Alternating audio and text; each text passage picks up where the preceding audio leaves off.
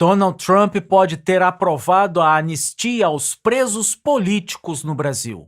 Este é o Visão Libertária, sua fonte de informações descentralizadas e distribuídas. Ajude a propagar as ideias de liberdade. Deixe o seu like e compartilhe com seus amigos. Um artigo seu pode virar vídeo aqui também, sabia? Este artigo foi escrito por Ufaratsa, revisado por Libertus e será narrado por mim, Djalma Guedes. Pouca gente está comentando isso, mas a carta de Trump para Lula, ou melhor dizendo, a cartada de Trump contra Lula e a elite socialista brasileira e sul-americana os deixou encurralados, não apenas do ponto de vista econômico, mas principalmente do ponto de vista institucional. O dilema enfrentado pela esquerda é claro, muito embora seja sutil. Tão sutil que ninguém da mídia em geral está falando sobre ele, seja porque a mídia de verdade ainda não antecipou os fatos por não desenvolver o raciocínio completo sobre o assunto, seja porque a mídia esquerdista também não o fez, ou se fez, está com medo da conclusão óbvia a qual se chega. Vamos analisar o caso desde o princípio e demonstrar como um movimento geopolítico do presidente Donald Trump encurralou o governo brasileiro e certas instituições brasileiras do poder judiciário, ambos já fragilizados, questionados, desmoralizados e esvaziados de apoio popular e representatividade. Trata-se de um movimento que pode ter tanto repercussões mais imediatas quanto de longo prazo. Em resumo,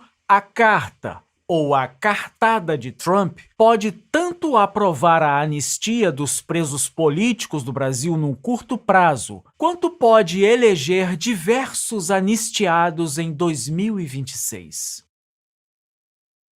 A reputação do PT já não era das melhores dentro do próprio país. Eleição após eleição, o PT desmorona, com Lula vendo as chances de reeleição cada vez mais distantes. De uns tempos para cá, até mesmo a imprensa internacional vem largando a mão do salteador de 9 dedos. Em relação ao STF, a opinião pública também não tem sido muito diferente. O tribunal vem perdendo a credibilidade rapidamente desde que abandonou o mínimo senso de justiça em nome do posicionamento político explicitamente favorável ao projeto político totalitário do PT. Agora, a corte que já não dispunha da melhor reputação nas terras brasileiras, vê-se desnuda e exposta até as entranhas para os pares internacionais devido às justificativas apresentadas na carta de Trump endereçada a Lula, o cosplay de Vladimir Putin com baixa testosterona. Recentemente, no noticioso pelego da Globo News, o jornalista denominado Otávio Guedes disse em relação à carta de Trump: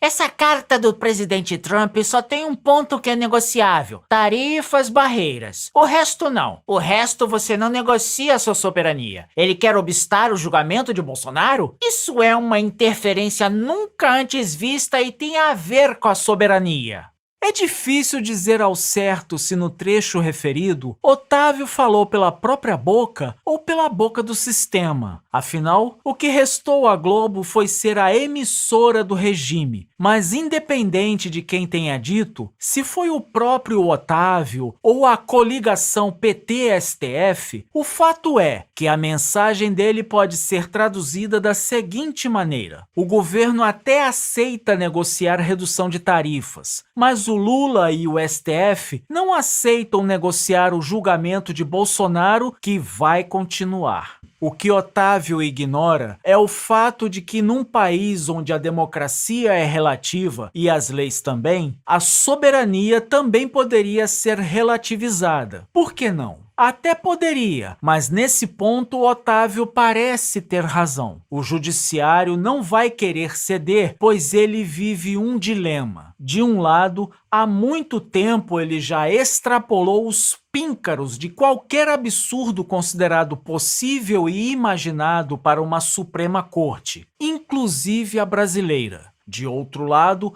a mesma Suprema Corte ainda se sente na necessidade de manter as aparências de normalidade institucional, muito embora grande parte do povo brasileiro já tenha consciência de que aquilo dali virou diretório acadêmico ligado ao PT. A soberania não vai ser relativizada em nome dessa dita aparência institucional, do pouco que ainda resta dela, uma vez que dia após dia fica claro que a vaidade de muitos ministros é muito maior do que o senso de justiça dos mesmos. Ou seja, percebe-se que, por um lado, o Supremo não tem como recuar impunemente sem sacrificar a credibilidade da instituição e o nome dos ministros envolvidos no caos jurídico criado. Por outro lado, ficar parado poderia transmitir que a esquerda está com medo ou subserviente ao poder imperialista americano. Não obstante, seguir em frente representaria uma escalada e não tem como o Supremo fazer isso sem que o Brasil e os integrantes da alta casta política e jurídica de Brasília sofram duras sanções internacionais contra si e contra os seus. Sendo assim, não dá para chegar em outra conclusão senão aquela que aponta que a única forma que o Supremo Tribunal tem de sair desse nó górdio é a de deixar a anistia passar. Deixando a anistia passar, a Corte não precisa recuar, sendo assim não precisa dar satisfação sobre as aberrações jurídicas que fez e criou ao longo do passado de perseguição. De outra parte, manter a aparência inabalável e imune às pressões,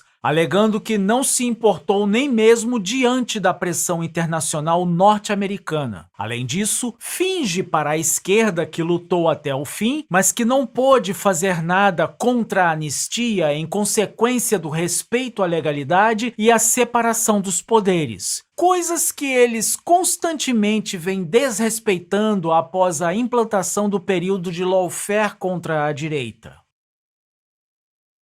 No jogo criminoso de intrigas e trapaças que o sistema vinha jogando impunemente dentro da jurisdição nacional, eles não contavam com a possibilidade de levar um checkmate vindo do exterior. Para os esquerdopatas brasileiros, o jogo estava ganho e era apenas uma questão de tempo. O jogo mudou drasticamente. Não será surpresa se setores anteriormente contrários e resistentes contra a ideia de anistia passem a defender uma anistia ampla e geral, que inclusive abranja dentro dela esses mesmos setores. O motivo disso? Tendo em vista que a anistia terá que passar para que o Supremo Tribunal Federal não fique desmoralizado na visão dos opressores, pode ser melhor que passe para todos. Do contrário, eles correm o risco de responder pelas barbáries que cometeram. Ou seja, se antes o PT e os demais membros da facção política e jurídica comunista não queria que a anistia passasse, ou até tolerava que ela passasse, só que sem Bolsonaro e os supostos mandantes, agora não será surpresa se o PT quiser que a anistia passe e inclua não apenas Bolsonaro, mas também Lula,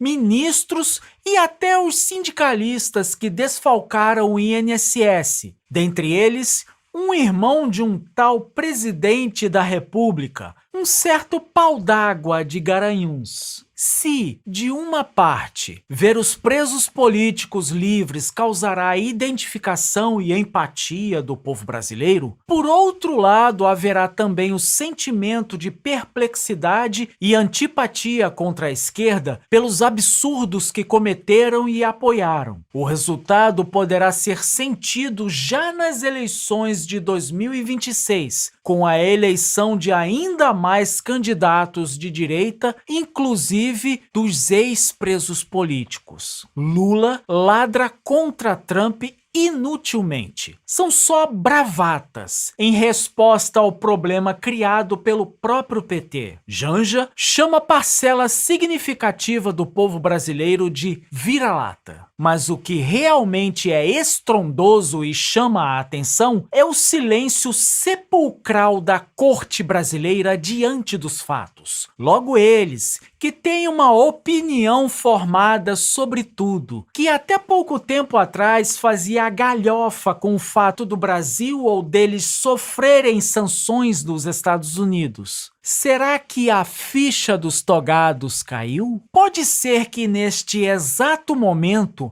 algumas autoridades brasileiras tenham baixado a crista, dado um tempo de cantar de galo e já estejam fazendo as contas, planejamentos financeiros, realocação ou blindagem de patrimônio e investimento. Pelo visto, pode ser que para alguns integrantes do Gilmar Palusa, quem foi, foi. Quem não foi, não vai mais visitar Portugal. Não resta dúvidas que, graças ao esforço de muitos brasileiros, dentre eles o povo anônimo que trata do assunto na rua ou nas redes sociais, a anistia quase foi aprovada. Youtuber e influencer, advogados, jornalistas, políticos, entre outros, o projeto da anistia aos presos políticos foi para frente e ficou na cara do gol. Pegando o gancho do futebol, eu arrisco dizer que em tempos de Mundial de Clubes e Copa do Mundo nos Estados Unidos, esse pode ter sido o toquinho de Donald Trump, um jogador que entrou em campo aos 49 do segundo tempo. A cartada geopolítica de Trump pode ter alterado o tabuleiro, mas o problema é mais profundo. O poder concentrado sempre será uma ameaça à liberdade. Como alertava Friedrich Hayek, o caminho da servidão começa quando trocamos a liberdade pela promessa de segurança política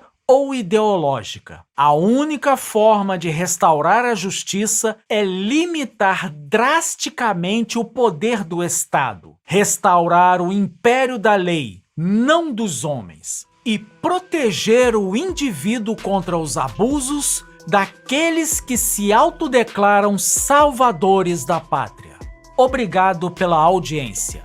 Esse é um canal colaborativo. Participe você também. Cadastre-se agora mesmo no nosso site visãolibertaria.com e envie seus artigos por lá. Os nossos colaboradores recebem recompensas em Bitcoin. Inscreva-se no canal e clique no botão da campainha para ser avisado de novos vídeos. Até a próxima. E anistia já!